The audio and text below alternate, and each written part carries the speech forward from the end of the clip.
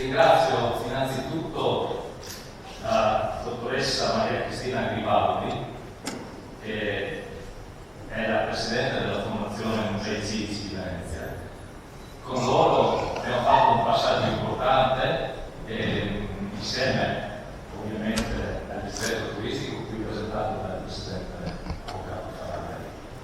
Un percorso importante perché la nuova amministrazione si è data un impegno di passare questo brutto periodo, oltrepassarlo, rinnovarsi con un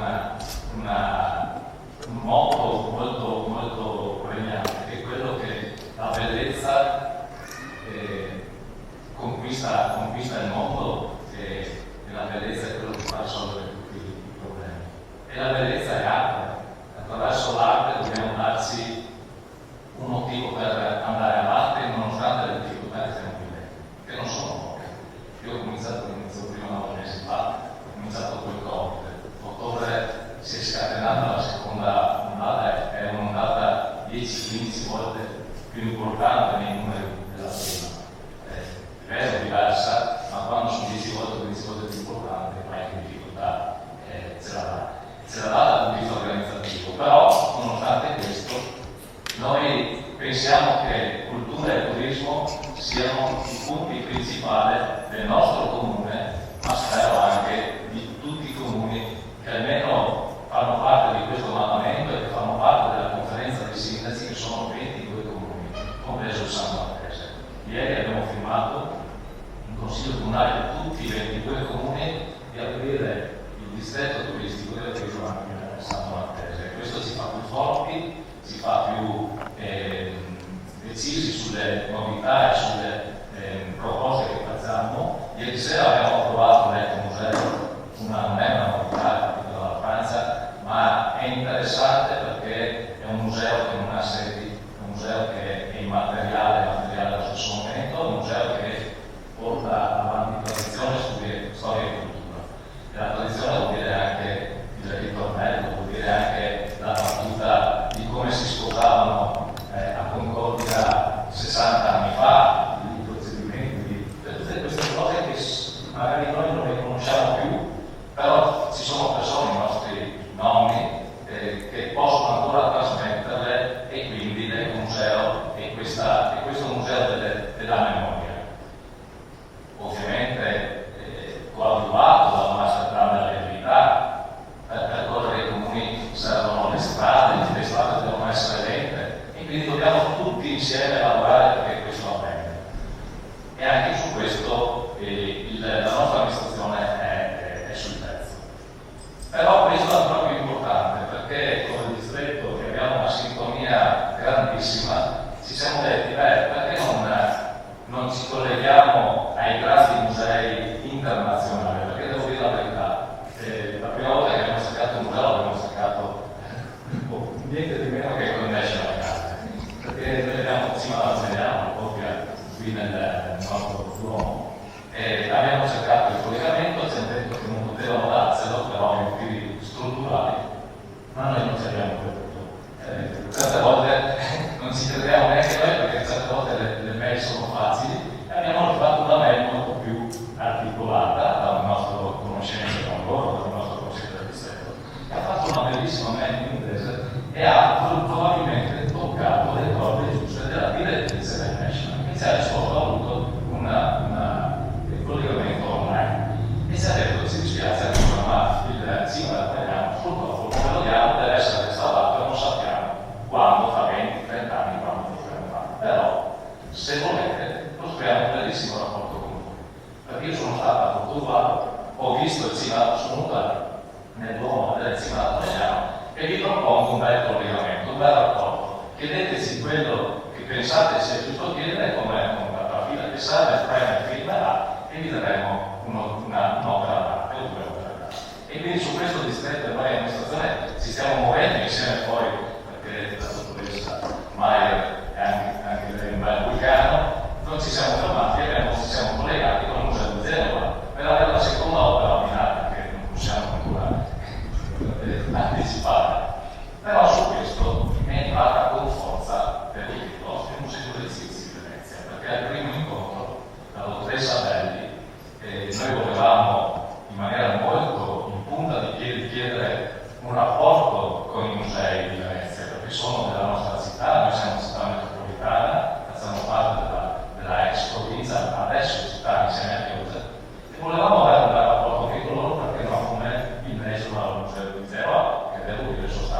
veramente non solo aperti ma disponibili fin da subito in maniera determinata.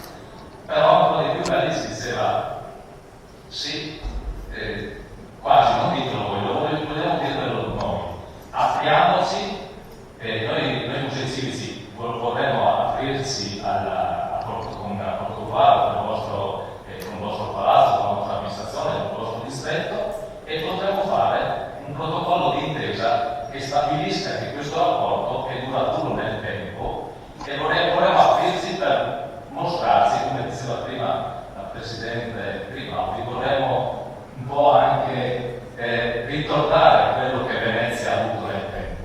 E ha fatto un bel passaggio prima, quando abbiamo visitato il Palazzo Vescovile. Venezia ha avuto tutto dall'entroterra, anche il chiodo per fissare gli assi delle barche, delle navi.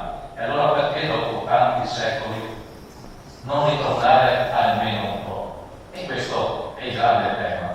E quindi è la filosofia della Presidente Grimaldi di aprirsi, perché non è facile, forse anche su questo la pandemia ci ha dato una grossa mano. Ci ha fatto capire dopo la tragedia e anche adesso, durante la tragedia, perché di tragedia si tratta, e abbiamo tante volte usato il vocabolo è una guerra, perché di guerra è stata. Abbiamo capito che non c'è solo il lavoro, la quotidianità, la velocità, ma c'è anche qualcosa che emoziona molto di più, che ci dà il senso della vita. È questo. E allora la bellezza ritorna attraverso l'arte, e quindi questo rapporto, questo protocollo che firmeremo fra 10 minuti nella sala Russo, sancirà che i musei civici vogliono partecipare con noi alla crescita culturale della città, a cui crediamo molto, perché stiamo veramente investendo su tanti fronti, non solo quello delle mostre, ma anche quello dei rapporti con gli altri comuni, del turismo. Ieri abbiamo creato i rapporti veri e propri, materiali, di come spostare le persone da Milione a Portovaro con una carriera organizzata, inaugurata ieri. Abbiamo inaugurato il trasporto da Carme a Portovaro attraverso la barca, e quindi le persone possono prendere il biglietto e venire in barca a Portovaro, visitare Portovaro e tornare indietro. E questo è un tassello dei tanti tasselli che vogliamo costruire e stiamo costruendo. Quindi ringrazio infinitamente innanzitutto la dottoressa Grimaldi, la Presidente dei Musei Civici, e ringrazio il dottor Ferrarelli e la dottoressa Maria, che sono dei partner veramente importanti, che insieme potremo costruire veramente tanto. Passerei la parola, grazie di tutto, la parola alla dottoressa Grimaldi. Buongiorno a tutti, grazie Sindaco. Cosa posso dire? Io penso che la restituzione e la gratitudine sono d'obbligo in questa società, ma lo penso non dopo la pandemia, l'ho sempre pensato, il mio modo di approcciare la vita. Io sono un'imprenditrice, ho due lavori, sono presidente della Fondazione Musei Civici, ma sono un'imprenditrice. Ho sempre pensato che fabbrica e cultura non possono camminare insieme. All'interno della nostra fabbrica abbiamo il Museo della Chiave. E perché? Perché se noi osserviamo un museo, entriamo in un museo, entriamo in una chiesa, in qualsiasi contenitore dove ci sono degli oggetti d'arte, ci rendiamo conto che non sono altro che le fabbriche del passato. Se io osservo il Museo del Vetro piuttosto che del berretto o del tessuto muscelico, carazzonico, di porcellane, non sono altro che contenitori dove ci sono degli oggetti, dove dietro c'erano uomini e donne illuminati. Mariano Fortuny, no? Noi abbiamo un museo che è meraviglioso, no? Quindi noi dobbiamo sempre di più rendere questi musei, lo dicevo prima, fruibili. I musei non devono essere dei posti visitabili 3 volte nella nostra vita, cioè quando siamo bambini, quando diventiamo genitori e quando siamo adulti, ma deve essere un luogo che ci ispira. Ecco perché proprio in seguito a questa pandemia queste alleanze. Perché quando io ho visitato, io sono presidente dal 2015, quando ho cominciato a visitare non tanto i musei, ma i depositi d'arte, quello che mi ha colpito è che c'erano oggetti che potevano essere mostrati alle persone, perché di fronte alla bellezza, come diceva il sindaco, la bellezza cambia il mondo, la bellezza è quello che ci ha fatto sopravvivere in questo anno e mezzo in cui eravamo chiusi. La prima cosa che abbiamo fatto, noi che siamo abituati ogni 10 metri a vedere una chiesa, un palazzo, noi siamo un popolo più fortunato al mondo, perché siamo talmente pieni di opere d'arte, di oggetti belli, no? Architettonicamente belli, no? Che ci ispirano. E quindi da questo punto di vista questi depositi, la nostra intenzione è stata quella di aprirli, di poter fare in modo che all'interno di contenitori, ma soprattutto nel nostro territorio, che mi ha fatto piacere, io riflettevo mentre il sindaco parlava, dice, noi siamo andati, per cima della Conegliano siamo andati subito a Nesciancale, poi siamo andati a Genova, io stavo per dire, tu sei venuto a Venezia. Però se ci penso, anche noi come fondazione, la prima cosa che vai fuori, no? Vai avanti, ma in realtà, e questa pandemia ce l'ha insegnato, la prima cosa da fare è quella di creare delle alleanze, è quella di creare delle condivisioni con le persone che stanno vicino. La gratitudine all'istituzione che io dicevo prima è proprio quella cosa lì. Venezia è la città più bella del mondo, c'è niente da fare, ma non c'è una città che abbia le caratteristiche di Venezia, perché Venezia è un museo a cielo aperto. Il nostro problema è come faccio a far entrare in un museo una persona che arriva a Venezia, perché una persona che arriva per la prima volta a Venezia si guarda attorno, sta con l'ansia in su, sperando di non cadere nel canale. Ma come fa poi ad andare dentro un museo? Perché dovrebbe venire dentro un museo? No? Che cos'è che lo spinge? No? E quindi da questo punto di vista qua questi palazzi che abbiamo, queste case, perché non sono altro che dimore, che erano delle volte come Palazzo Fortuny, erano delle fabbriche dove le persone si ispiravano e costruivano degli oggetti. Pensate che questo concetto ha spiegato gli imprenditori di adesso. Ecco perché devono investire in cultura, ecco perché devono venire nei nostri musei, e devono investire nel recuperare le opere d'arte di Santiago, perché quello non è altro il frutto di un pensiero, di una logica di un imprenditore, di un'imprenditrice.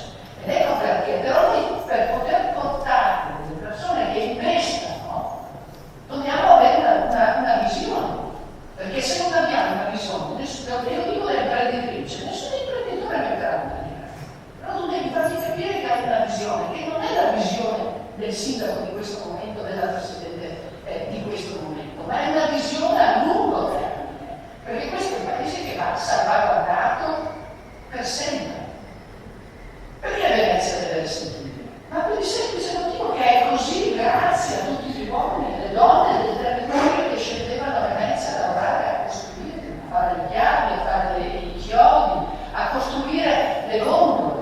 Noi abbiamo fatto una mostra bellissima, no? Proprio come... E dov'è che l'abbiamo fatta con le gondole? Non l'abbiamo mica fatta a Venezia, siamo andati a farla, no? A Belluno, a Zorno, e le spalle le abbiamo fatte a Belluno. Perché? Perché è da lì che partivano gli uomini e le donne che le costruivano. Allora è Venezia che restituisce non solo, ma parliamo di flussi turistici. Cioè, noi, e lo dico in questo momento che siamo ancora sotto siamo rispetto al 2019, lasciamo perdere il 2020, ma siamo sotto il 65% ancora di presenza di Venezia nei nostri musei. Questo vuol dire che le persone arrivano, però non arrivano ancora nei nostri musei. Sono tanti italiani in questo momento, quindi magari persone che hanno già visto i nostri musei. È cambiato il mondo, manca tutto quel turismo, quella clientela americana e asiatica, lo sappiamo. Ma nel frattempo dobbiamo prepararci perché un domani, quando saremo in una situazione che torneremo a una normalità che sarà diversa dalla normalità di prima, dobbiamo prepararci sulla gestione dei flussi turistici.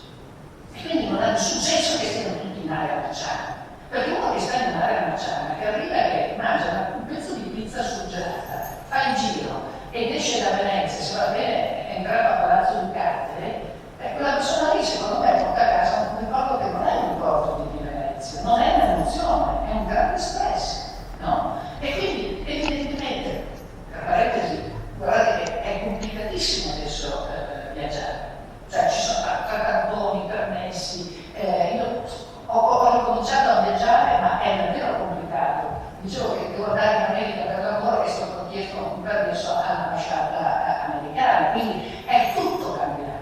Quindi dobbiamo anche immaginare che molto probabilmente quando torneranno gli asiatici, e loro saranno quindi probabilmente che arriveranno dopo di tutti, perché probabilmente arriveranno prima gli americani, per una serie di loro politiche interne, cinesi per esempio, asiatiche, e noi dobbiamo prepararci alla gestione di queste persone che probabilmente si fermeranno di più, faranno delle vacanze diverse, perché noi siamo cambiati, ma chi ha più voglia di te? Perché una volta bastava dei soldi e tempo, essere su un attimo, poi quello costa, potevi andare ovunque, adesso non è più così. E prima che ritorni così ci vuole molto tempo. Quindi chi arriva, il cliente che arriva, il visitatore, il cliente, no? Va accolto, va aiutato a capire. E noi abbiamo un territorio, Portogruaro, che è una piccola Venezia, no? Quindi questo territorio circostante, dove Venezia deve sostenere assolutamente, ci deve essere proprio un dare da bere, no? Quindi da questo punto di vista qua mi fa piacere che sia stato colto lo spirito, perché noi da qualche anno abbiamo fatto delle convenzioni, dei protocolli d'intesa con la città del Treviso, l'abbiamo fatta con Castelfranco, abbiamo creato dei progetti con l'Emilia Romagna, con Bologna, nel senso che, certo, noi abbiamo contatti internazionali, perché per carità facciamo quelle grandi mostre che devono rimanere. Nessuno sta dicendo che le grandi mostre non ci devono essere più, ci deve essere la logica per la grande mostra. E in questo momento sappiamo che è tutto complicato. Ma si ritornerà alle grandi mostre. Ma che cosa devo fare nel frattempo? Quello fare queste cose qua. No, dare intanto la forza e la possibilità a una città come Portogruaro di arrivarsi a Venezia. Perché è solo veramente la condivisione. Perché guardate che la prima linea esiste nel momento in cui esiste la seconda linea. Perché da soli non si va da nessuna parte. L'importante è capire chi deve stare in prima linea e chi in seconda linea. Perché se tu metti una persona che ha una seconda linea nella prima linea, crea problemi di frustrazione. Evidentemente la fondazione può aprire delle porte che magari Portogruaro non lo può fare, ma allora lo può fare a Venezia, no? E questo è proprio una questione di alleanza e di immaginare il futuro, perché non dimentichiamoci che noi avremo un pubblico totalmente diverso, perché anche noi siamo cambiati. Questa pandemia, che sarà scritta su libri di storia, ha lasciato un segno indelebile. Io lo dicevo prima a Sindaco, dobbiamo fare crescere e pensare il giovane, perché nel frattempo, dopo un anno e mezzo che li abbiamo tenuti a casa, stanno creando dei problemi, perché lo leggiamo tutti i giorni sui giornali. E i musei, perché un giovane dovrebbe andare in museo? E questa è la prima domanda. E noi dobbiamo fare in modo di portare i bambini, i giovani e gli anziani, perché gli addetti ai lavori, io dico gli addetti ai lavori, la persona esperta d'arte, la persona che è appassionata d'arte, ci arriva a prescindere. Noi dobbiamo fare in modo di poter far arrivare delle persone che in questo momento hanno bisogno di vivere di bellezza, di emozioni, di uscire da questo stato psicologico di depressione che ha colpito tutti, perché non è la visibilità del futuro, noi gliela dobbiamo dare. Ma questo può avvenire soltanto facendo sport. Grazie Sindaco, grazie a tutti. Grazie dottoressa Garibaldi. Dottor Ferrarelli, Presidente del Distretto Turistico. Solo buongiorno a tutti, grazie Sindaco, grazie Presidente, grazie di questa emozione che ci state dando. Parlo come distretto, ma parlo anche come cittadino onorario di Portogruaro, che considero, visto quel poco che contribuisco per questa città, per questo territorio. È un'emozione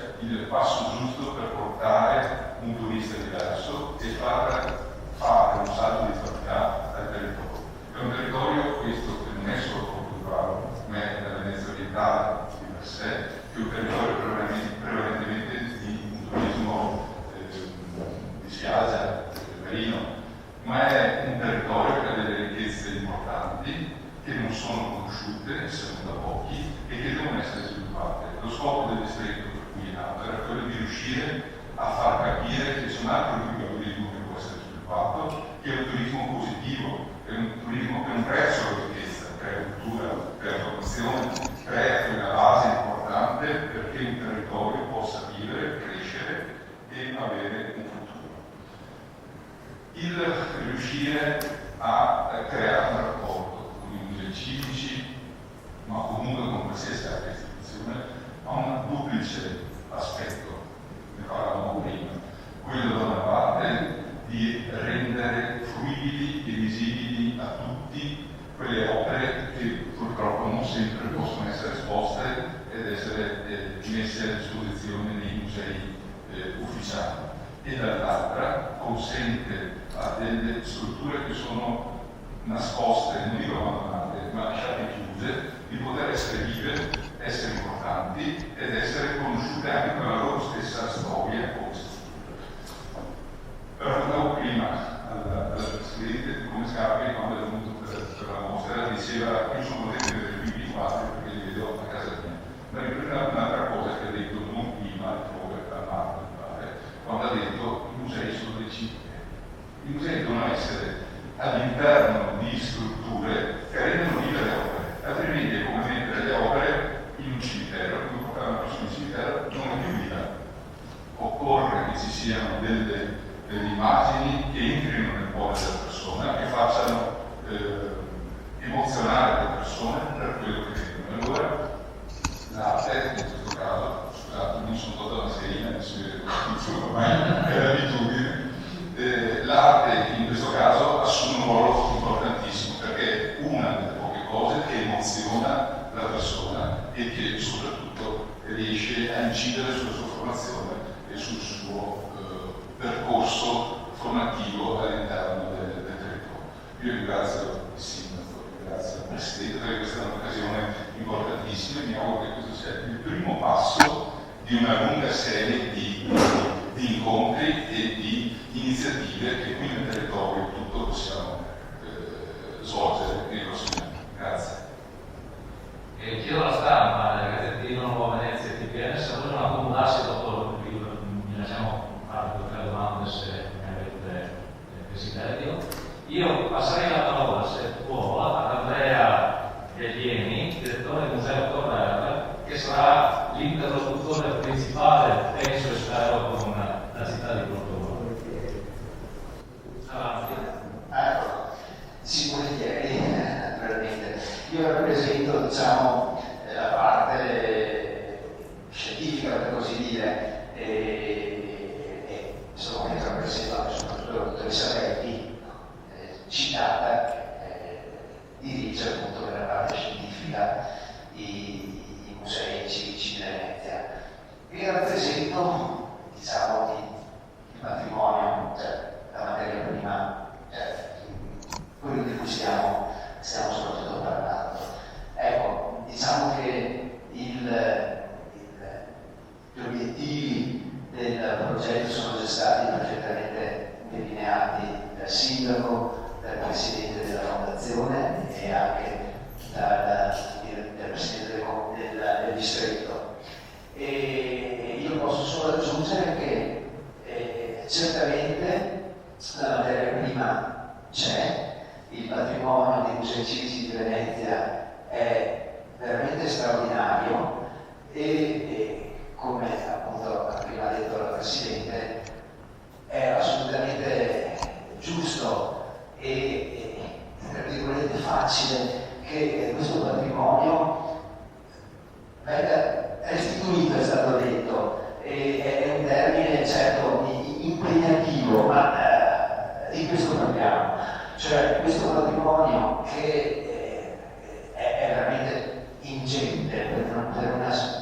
situazione storica abbastanza particolare, diciamo, si è condensato soprattutto nel corso dell'Ottocento nelle mani della città, quindi del comune, no? Di solito in altre situazioni come dire, sono delle entità statali che lo raccolgono. In realtà è capitato al Comune di Venezia, a partire dal primo nucleo, diciamo, collezionistico lasciato per eredità sanitaria da Teodoro Correr, a formulare un qualcosa che oggi ha la dimensione di 11 musei, ma in realtà non sono solo musei come li possiamo intendere noi, perché per esempio noi abbiamo anche una rete collegata strettamente, è in realtà parte dello stesso insieme di biblioteche ed archivi che appunto costituiscono un patrimonio che non sono soltanto quadri, oggetti,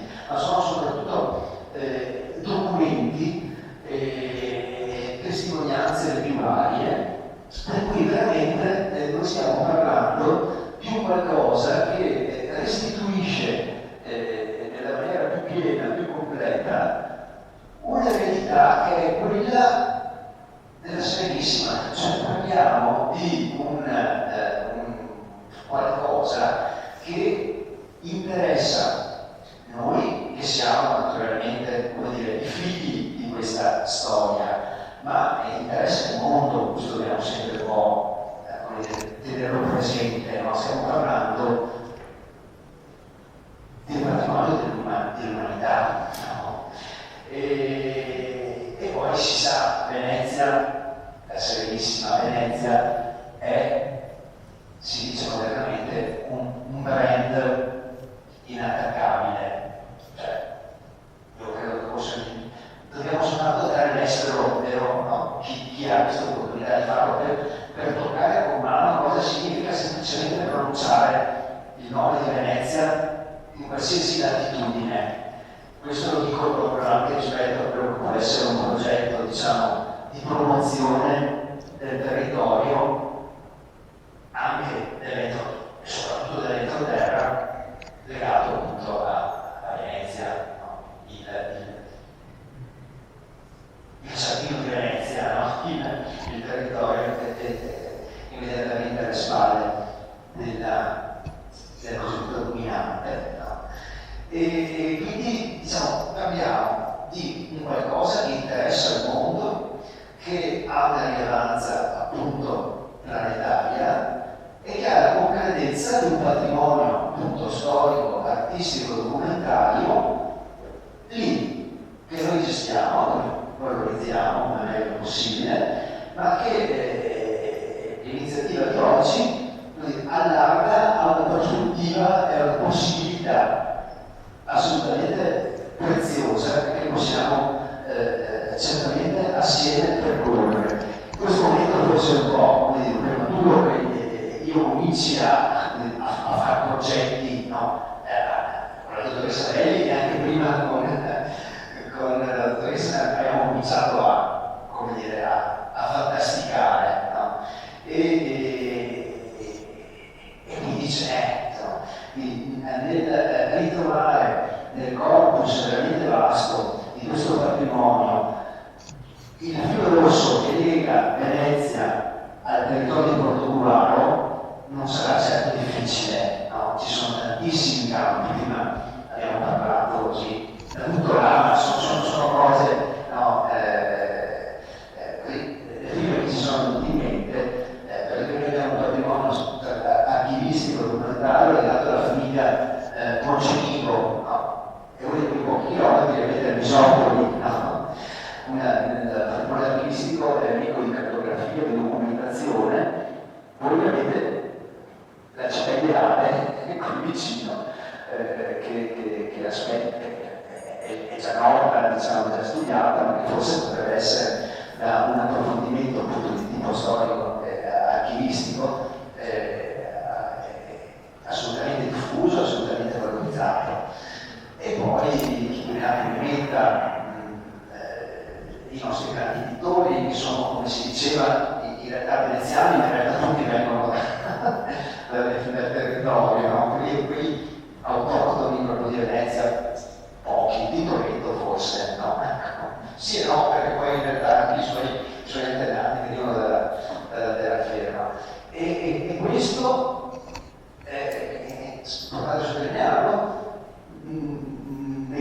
passati, ma fino a epoche relativamente vicine. No? Il Novecento, abbiamo un straordinario museo dedicato a questo grande secolo, no? Il Museo di Capieso, il Museo Internazionale d'Arte.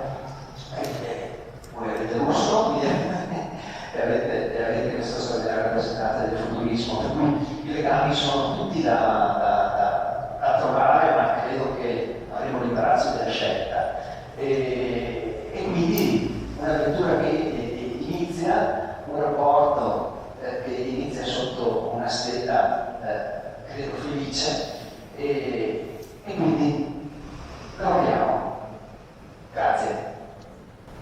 Grazie dottor Gallieni. Se c'è qualche domanda vedo per Teresa Infanti che è pronta, un pezzettino.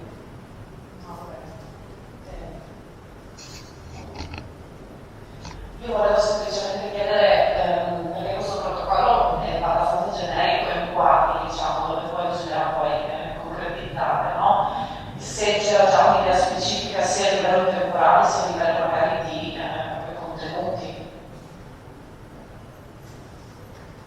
No, l'abbiamo proprio lasciato a terra, come diceva giustamente il dottor Gallieni, perché proprio per poter il più possibile spaziare. Ecco, noi facciamo questi protocolli di intesa non perché si chiudano, ma perché continuino. Cioè, il nostro obiettivo è proprio quello di creare continuità, perché ci interessa creare un progetto pilota,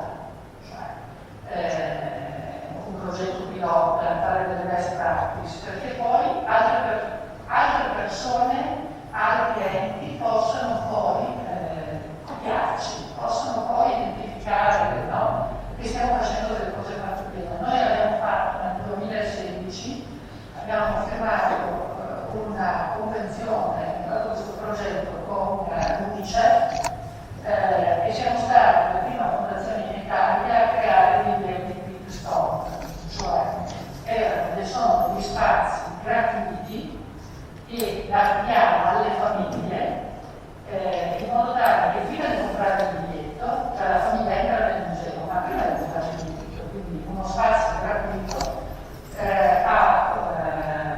questo spazio dove poter cambiare il bambino, lasciare il bambino, perché il problema grosso a Venezia è quello dei bagni, no? Quindi nel 2016 abbiamo restituito alla città di Venezia 11 location, in ogni nostro museo c'erano, e io mi ricordo che all'epoca feci un percorso con una ragazza, una donna incinta e 2 con passeggini che riuscivano tra un museo e l'altro a riposarsi piuttosto che adattare il bambino e cambiare. Perché è una importante questa cosa qua, quindi il museo diventa tutto.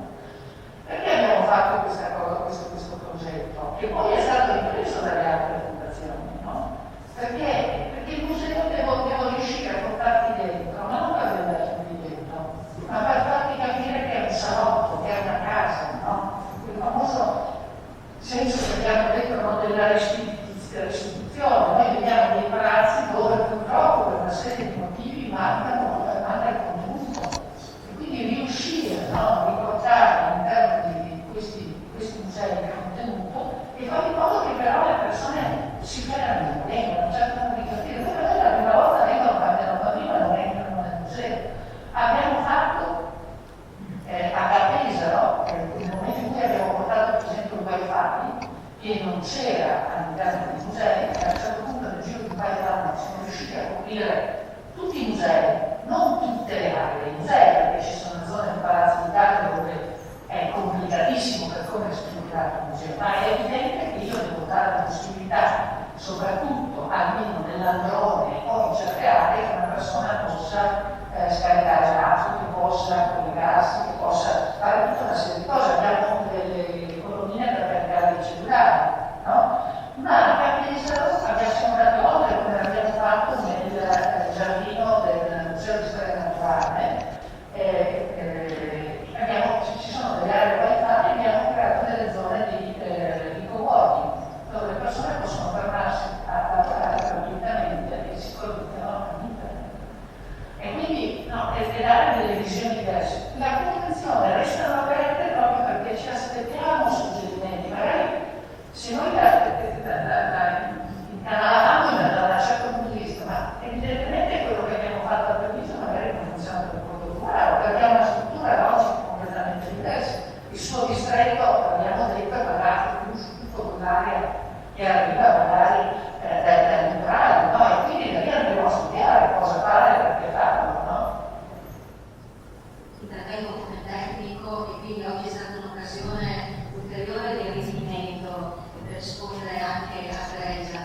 Il punto è che l'obiettivo è stato in vari modi espresso dagli interventi precedenti di fare progetti capaci di parlare alla propria comunità, progetti capaci di parlare alla gente, cosa semplice a dirsi e a farsi richiede delle complessità, ma il fatto di essere in un contesto ad esempio come questo, si è fatto riferimento al filo che lega la piccola Venezia alla grande Venezia, cioè portare i giovani all'interno di una struttura museale, portare luoghi pubblici, significa anche creare, come dire, far riconoscere all'interno degli elementi che sono familiari e quindi la storia di un territorio, quelli che sono gli elementi identitari giocano un ruolo fondamentale e su questo potremmo partire per costruire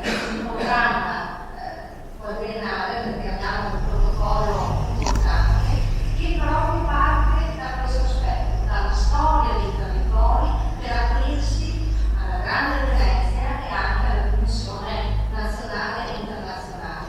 Quindi un'operazione che parte dal Portugallo, parte dal Palazzo Vescovile per aprirsi a tutto il territorio, raccontando la storia e le storie magari coinvolgono anche la comunità residente. Quindi questa è la scommessa. Grazie dottoressa Maier, altre domande?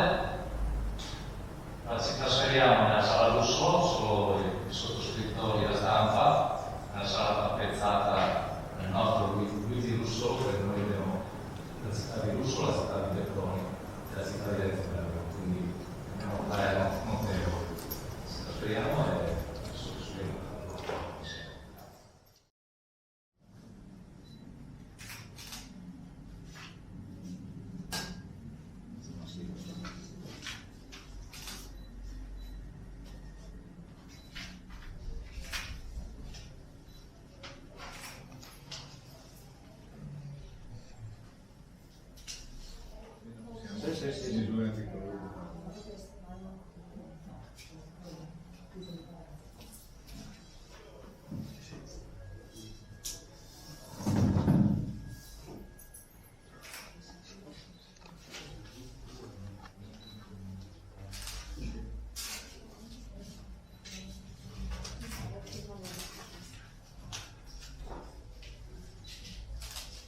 Chiedo scusa, visto che avete la possibilità di stare distanziati, senza mascherina, è possibile, così vi si riconosce. Grazie. A me ci siamo così abituati alle mascherine che uno te lo deve dire, tanto io le mascherine. Benissimo. Io volevo omaggiare come ricordo un piccolo pensiero, un libro sul centro storico di Portogallo, l'autore Garibaldi. Facciamo così, facciamo una foto di nuovo, togliamo le mascherine, stiamo distanti, io prendo il libro, prendiamo suggerimento così.